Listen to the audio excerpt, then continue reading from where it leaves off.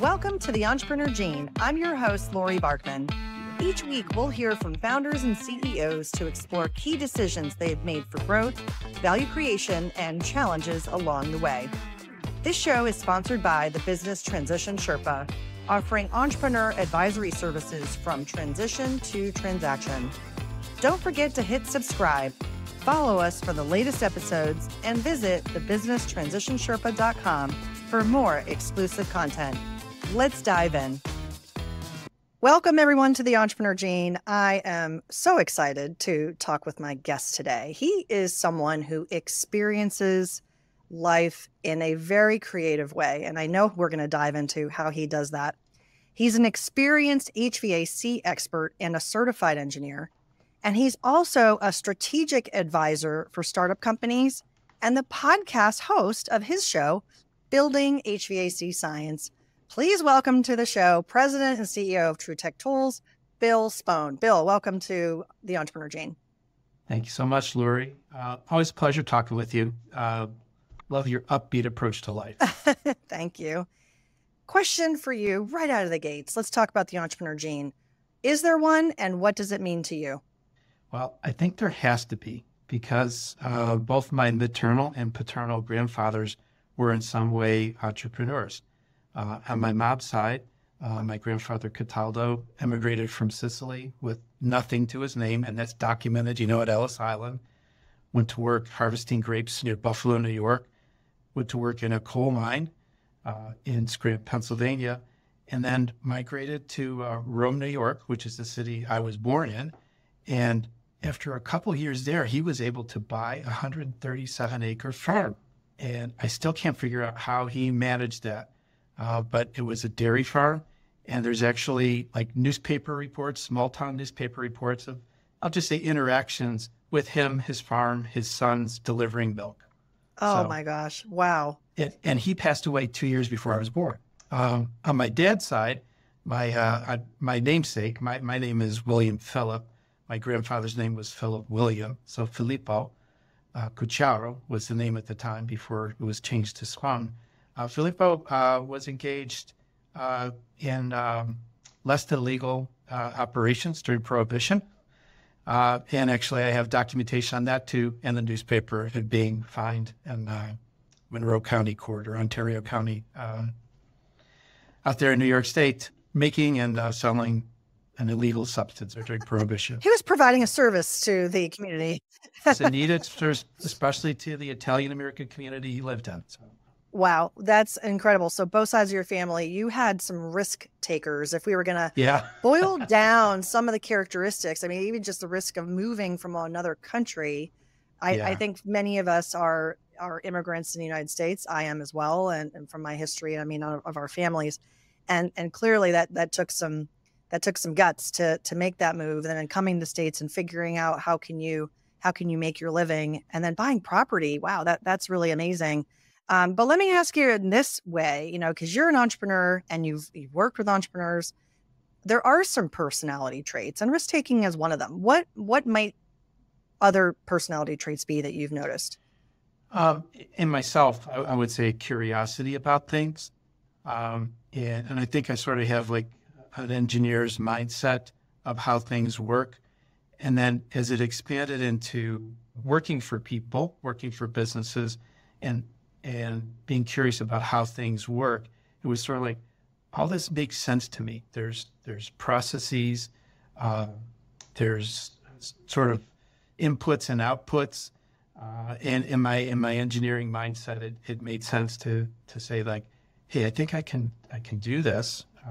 I can approach it from like a structured way, not rigid, because there's emotion, there's humanity in it that you have to respect. It's interesting as an entrepreneur and as an engineer, because the entrepreneurs, I think they're very comfortable in the gray space and try to figure it out. And the engineers, and there's many in my family and in my four walls of my household too, and they are much more comfortable in the black and white space. And you're in both. So how do you reconcile that?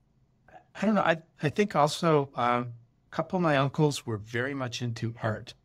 And again, I'll take it back to genetics, because they're my uncles. They were direct descendants, but they were artists to some degree. And I have a cousin who's she works in all kinds of media. And I enjoy art too. I've done some sketching and I enjoy music a little bit. So I'd love somebody to analyze my brain and see like if there's like both cortexes are active at once. I'm guessing they probably are. Hemispheres. Yeah. Yeah, absolutely. Which is a good lead into the next question, because I want to talk about challenges. And for someone who is inherently a problem solver, you probably seek out the challenges. But as an entrepreneur and a business owner, what is the biggest challenge that you're facing right now? I think it's something I have to work to overcome, but it's like trusting a little bit too much.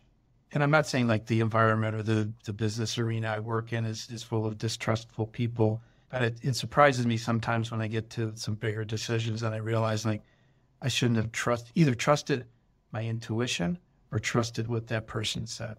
And I'm not like a distrustful person. I probably err on the side of too much trust. So I think that's kind of thing. That's a people aspect. And then the rest of it is time and money are some of the challenges. And I think from a money standpoint, our company, we built a foundation at 17 years old now. And we've kind of like stabilized things. So we know how much we have, what our cash needs are in the future, how many people we need to have on board. So that's not so much of an issue, but I think it's time and it's attention to it. And I'll say it because this actually occurred today. It's like you could have a plan as a leader for a company, but then you have to have the people aspect, those people on board with your plan.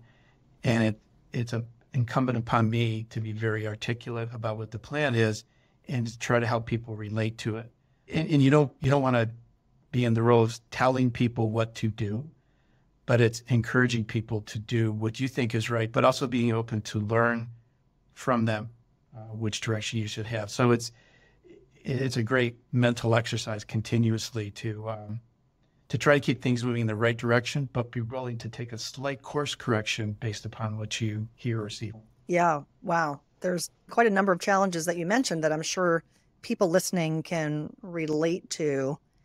If you were going to offer some advice to other CEOs and entrepreneurs across any of those challenges, what would it be?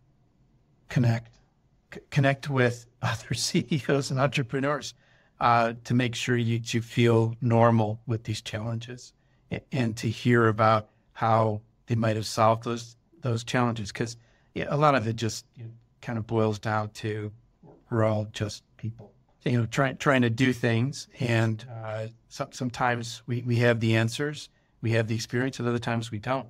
So I try to keep a network going of phone calls, video calls, breakfast, lunch, whatever, and just, stay open and in the moment with others. And I'm not saying just CEOs or just entrepreneurs, but others like from your history, people that you really resonate with. That's really good advice. One thing I do want to kind of double back on, you mentioned that, you're the visionary, you've got a vision, you've got some goals and direction that you want people to take, and it's hard to get that alignment.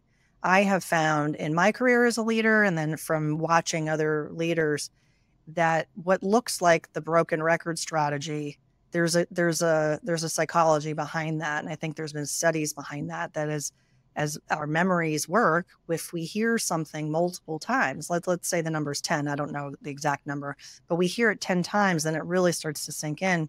There was a very large company, very significant budgets and strategy and all these things. But when the executive spoke, he usually had the same message every time.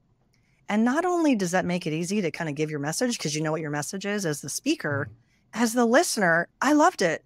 I wasn't thinking, oh, I heard this already. I was thinking, oh my God, this is really helping reinforce it for me again. So I just wanted to double back on that as an idea for all of us who are wondering hey, I said this, but nobody listened, or I said that and it didn't sink in. And it's something that we can do as leaders is say it again, just say it again. And that's okay. It's an okay thing to say it again and repeat it. And I should repeat it 10 times just to repeat it again and be funny about it. But you know what I mean? No, exactly. And we use the entrepreneurial operating system, EOS, at our company, and we just graduated from our implementer just a couple months ago. So we're now like running on our own, but I think it's really well embedded in our company.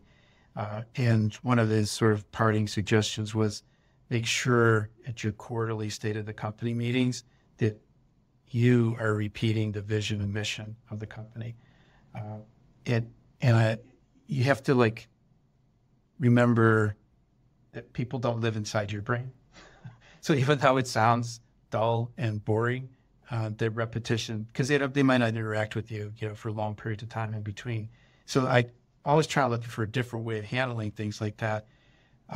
We also want to repeat our core values, our 4 core values, because they're brief. So what I decided to do last quarterly meeting was we have 4 functional departments. Everybody has to talk about the application of the core value in their department and give a real example of an application, not just say the words, but say how those words were used. I love that. It brings it to life, doesn't it? It brings it to life, especially as a way to even tie in with recognition of teammates. How Johnny or Susan exhibited these core values and look what they did. And just that public, affirmation can be so powerful. So we actually have a core values board, bulletin board, and we encourage people to write up their colleagues when they see them exhibiting a core value. You don't get to write it yourself, but someone has to see you and write about it. Then we do a monthly drawing for a gift card. And then we announce it in the monthly newsletter, who's won the core, who's done a thing that aligns with our core value. That's really cool. I love that. So let's talk about the future of your industry. Bill, what is something that's exciting to you about the future of your industry? It's getting more technically complex, which appeals to me from my engineering background. And in the sense of getting more technically complex, then we need to be more aware of the education that our end users, our customers, we sell tools and test instruments for heating, air conditioning contractors, and another group called building performance or home performance. So it's sort of how you keep or lose the energy inside a structure, inside a building is important to how the heating and cooling system work and the air quality inside. So as all those things start to morph together, we're trying to relate across sort of different aspects of science. There's the science of the machine and there's the science of the building, and try not to make them too sciencey, but relatable. So that's a trend I've seen develop over the last 5 years. I mean, I've wanted to see it happen for 25 years. It's really developing over the last 5 years. So we really try to like double down and get engaged in conferences and presentations and podcasts that are talking about these kind of things. I spend a lot of time working with the engineering industry, client-based, professional, technical. And I always get excited when I ask this question and they give an answer that's technology-based, because sometimes we get intimidated and we don't integrate these innovation tools or ideas into our businesses, and we kind of just watch it happen, right?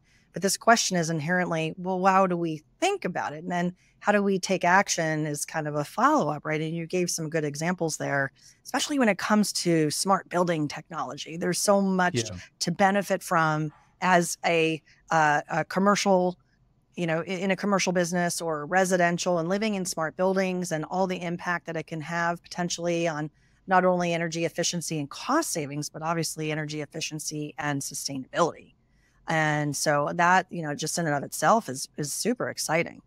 So I now have a coworker, colleague, Eric Kaiser, who's my co-host on my podcast. And a recent one we did, it's Home Energy Measuring Madness. We both measure a lot of things in our home, a lot of things people don't measure. And we shared sort of our stories on how and why and what do we see. So I think it's just so much part of my personality. It makes it a little bit easier to engage myself personally with a lot of these things. Well, this is a good segue, Bill, because in the first part of our conversation, we've learned a lot from you, which I really appreciate. And now in the second part of the show, we're going to learn more about you. And there's so much to share, I think, on this, how your life and passions outside of work have intersected. But tell me your origin story. You shared a little bit about your family, but tell me about you and take us up to present day and what you're doing with TrueTech Tools. Sure. So I was really good at math and physics in high school. I also worked as a page, basically at a library where we put away books, just reshelved books. I think my pay rate was $1.75 an hour. And at break time, I would go to the magazine room and I would grab Popular Science magazines. And I would grab a bottle of Orange Crush for 10 cents from the vending machine, go out in the parking lot, sit in the curb, and read Popular Science.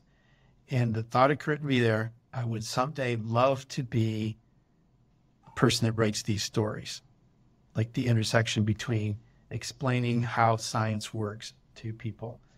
And I think I've made it in a way, but also like brought a business along with me because as I worked in different engineering roles at Eastman Kodak Company and Fisher Scientific, and then I got introduced to these HVAC test instruments at Bacharach, which is now owned by MSA. It's a Pittsburgh-based company, and then worked for Testo, a German-based company.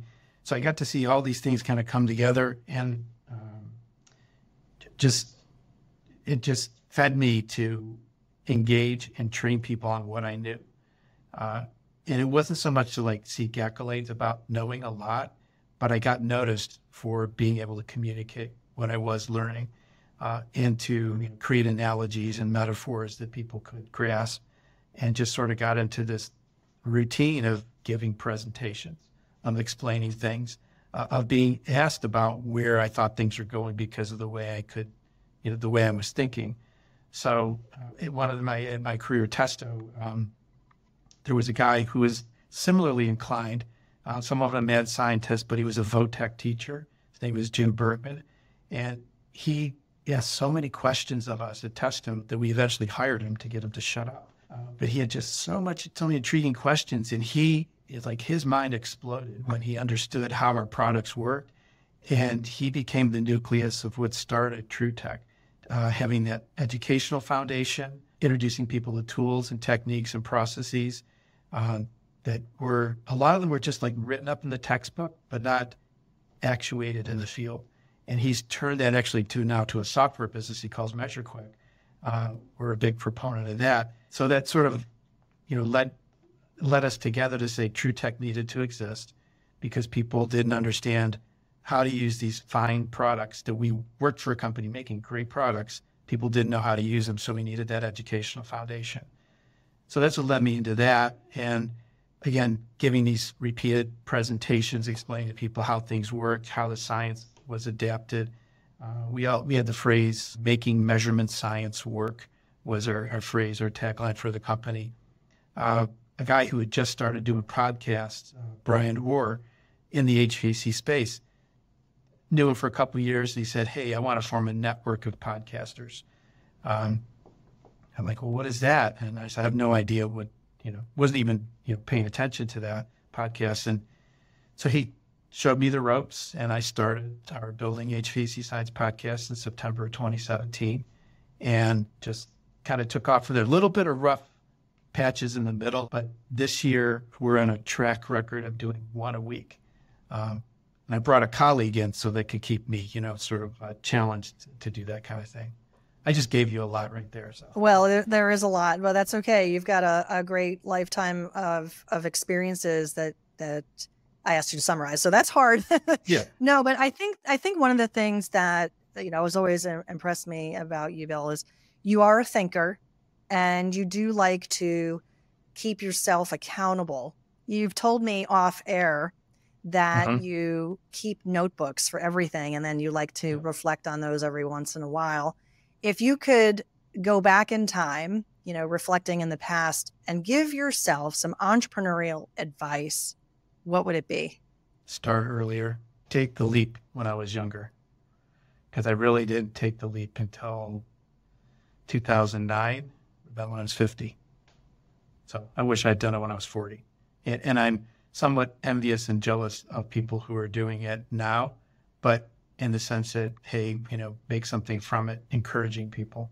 There's a couple of people in our field who are entrepreneurs, and I will offer, if you want to hear from me, I'll share advice. How do you think you would have convinced yourself to take that leap?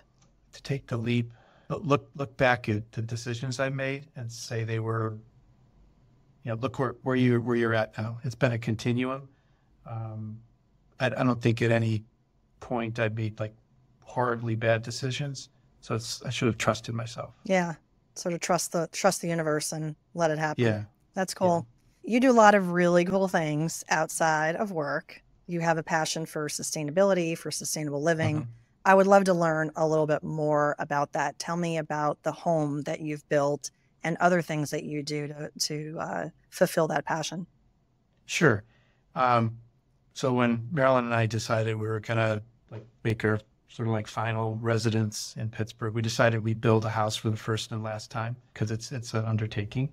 And we actually did that during the middle of COVID. We didn't know, of course, COVID was coming, but we started to plan in 2018. And then by the time we were really starting to activate things, it was 2020 in the midst of all that. But I started a private Facebook group called Spohn Home, SPOHN sort of sounds like phone home. And quickly I had 400 or 500 people, colleagues, who joined this private group. And they started to share the ideas of this house we were building and got a lot of great feedback, some really tremendous feedback that helped us shape our destiny for the house we live in. And we found a builder who was agreeable to some of the things which we're doing, which are a little bit out there, like a really airtight house. And it's oh my gosh, houses need to breathe. Actually, they don't. People need to breathe. Houses need to contain the expensive air that you're creating with your HVAC system. You just don't want to let it leak out or too much of it leak in. You do need ventilation systems, though. So all those kind of things kind of rolled together. We found a builder who would do it. And can I say their name? That's up to you. Sure. Yeah, sure. EcoCraft Homes. They build primarily using modular construction. There's a factory north of Pittsburgh called SMI, Structural Modular Innovations, that builds boxes of homes. And so they built us a home to our specification. We had it assembled on site, 4 big boxes. I mean, big, 14 by 11 by 64 feet long, hauled in on a truck, and then set in place with a crane. We got Channel 4 out here because I know Shannon Perrine. It must have been a spectacle. It was a little bit. They had a helicopter fly over and everything. Yeah, we've been living in it since the fall of 2020.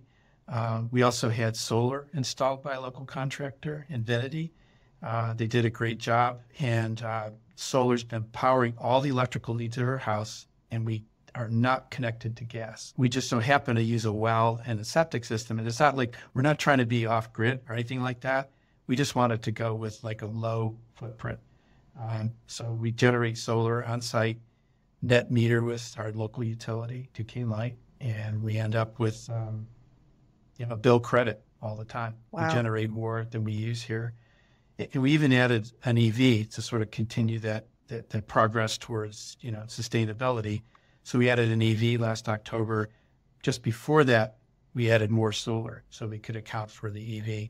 So we have a payback period after about 7 years or so. Power will be free for us. Energy will be free. It'll just come from the sun. Very cool. So Spohn Home is the you have a site, or is that there's a WordPress site, like a blog site, spohnhome.com, and Spohn Home on Facebook. Gotcha. There's a group there. So if you have Facebook, you can make a request to join and just ask a couple questions just to keep things civil. Yeah, we want to know you're a real human. Yes, right. Yes, that's about it. Do you have any, I know you're a data guy, right? Do you have any before and after data of your older home versus this newer home?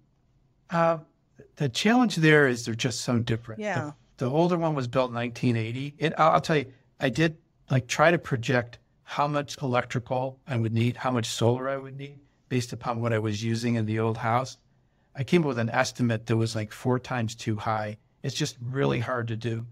Our solar installer just said, you're going to need this much. And I'm like, we needed exactly this much. So it was trust the professionals. Oh, interesting. You overestimated what you would have needed. That's yeah. And you've been living in the house now almost 4 years, or around 4 years. Yeah. Yep. So it's very quiet. We have triple pane windows, thicker walls. So everything's closed up and we're running your ventilation system. We don't hear much, although we are on a mainline route for light flight helicopters, airplanes, all kinds of stuff just absolutely fly right over our house all the time. Wow. And again, this is something I think so interesting that you've found this passion outside of the business. You and I have also talked on my other podcast, the sister podcast, Succession Stories. So we should also point that out to people listening, that if they want to learn more about that side of how you've been looking ahead for your eventual transition, I would encourage folks to listen to your interview on Succession Stories. I thought it was a great interview. And I think the tie-in here is encouraging people to figure out what they're passionate about outside of work, so that if and when we get to that point where we've kind of looked in the rear view a bit on how we've spent our time, now we can look ahead and say, yeah, this is what I have a real passion for. I know you mentor students and you do volunteer work. So there's lots of things that you're doing to be creating a fulfilling life outside of the office. And I wanted to compliment you for that. Oh, thank you. And it's sort of like, hey, I got this bit of knowledge and these set of experiences, and, that's incumbent on me to share them and not push them on anybody, but share them. So did some advising for some University of Pittsburgh environmental studies students, encouraged them to look at environmentally responsible design for housing and things like that. So yeah, very, very cool. Well, Bill, I've really enjoyed our conversation, and we've given some interesting ideas for how people might connect with you. Let's put it all out there. If people want to find you, what's a great way to reach out? Sure. So I don't mind getting an email, bill@truetechtools.com, TrueTechTools.com. The podcast, if you just want to listen about what we talk about there, it's Building HVAC Science. And it's all available on all typical podcast platforms. There's also, if you go to that website, buildinghvacsites.com, there's also a pod page there. LinkedIn's a good place to connect with me. So it's just like linkedin.com/Bill Spohn. I'm out there. And the Facebook group, the Spohn Home Facebook group. Awesome. Awesome. Bill, thank you so much for coming on The Entrepreneur Gene. Yeah, you're welcome, Laurie. It's a pleasure. Thank you. And thank you to the audience. If you've learned something today, laughed, tell someone about this podcast. Thank you again, Bill. This has been another exciting episode of The Entrepreneur Gene. See you next time. Hey, that's a wrap. This show is sponsored by the Business Transition Sherpa, working with entrepreneurs who want to escape feeling like a prisoner in their own business and to eventually let go flawlessly.